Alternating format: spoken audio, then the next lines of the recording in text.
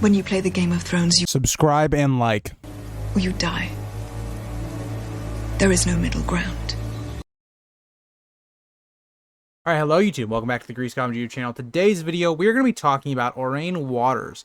I know a lot of people in the past have asked me to do this video, and I'm finally getting to it. I wanted to do it mainly because I just got done doing the Velaryon video, kind of talking about their past and how they've fallen. And I thought it was a good video to kind of back that one up to, and just to build on that video. But the question is, where is this character that is Aurane Waters going to go? He is a bastard Velaryon. What's he going to do? He's just betrayed Cersei. He's taken these ships. It said, I think it's 3 warships, and he's around the Stepstones. So what's up with that? But before we get into the video, if you guys like to like, subscribe, and comment, please do. It helps the channel grow to people that might like this content as well.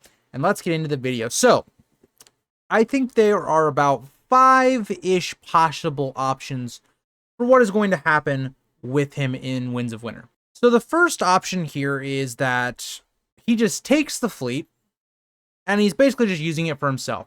He goes to Driftmark, he deposes of the Velaryon in charge now, who's a 6-year-old boy, takes Driftmark for himself, and then just becomes like kind of a roaming pirate, more or less. Maybe, I don't see it happening.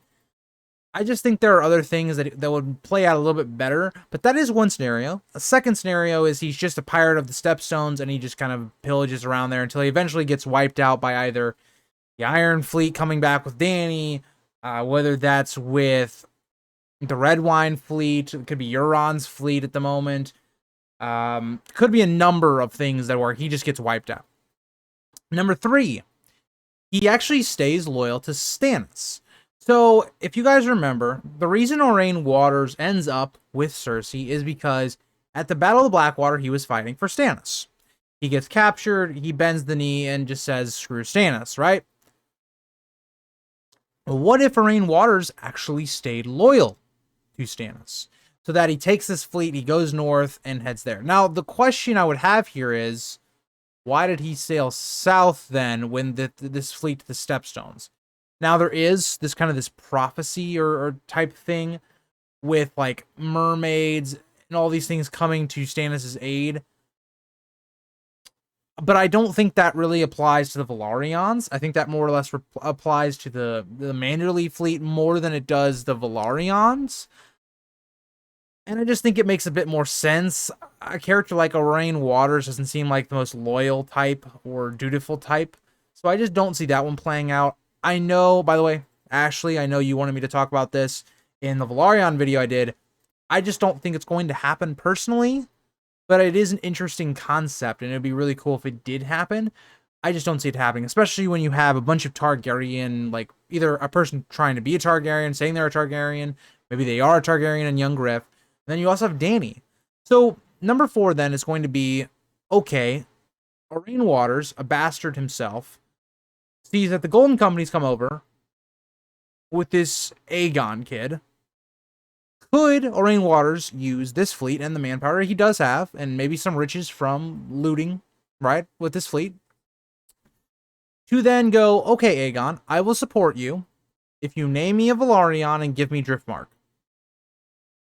It's a pretty good deal for Aurane, and it makes sense with this whole idea that Varys is trying to put people in places of power. So for instance, Edric Storm, maybe we have Tyrick Lannister. Maybe he's in control of Casterly Rock in this little puppet state. It will make a lot of sense, right? And I think it is, for me, the most likely option at the moment, seeing as how young Griff is probably going to conquer a decent amount of territory and sit the Iron Throne fairly quickly and wins. And then the 5th option. So the 5th option would be Aurane Waters joins Dany.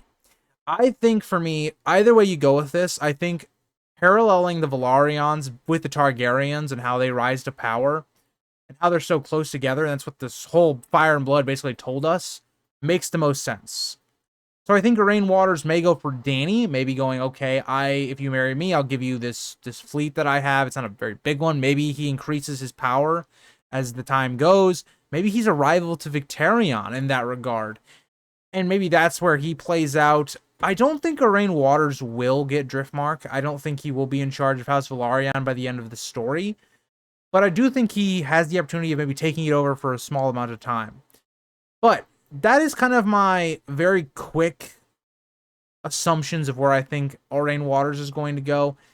He only has a limited amount of options, right? There's only a limited amount of things that could possibly happen with his character, and I think the most likely is him teaming up with a Targaryen, whether that be Young Griff or Dany. Let me know what you guys think in the comments. Do you think he's going to go back to Stannis? Do you think he's going to go with Young Griff, or do you think he's going to go with Dany? Those are pretty much the biggest three options. Fourth option would be, do you think he's going to stay to himself? He's going to be the captain of himself. He's not going to bow to anyone else. That's also an option. But let me know what you guys think, and I will see you guys all in the next video. Bye, guys.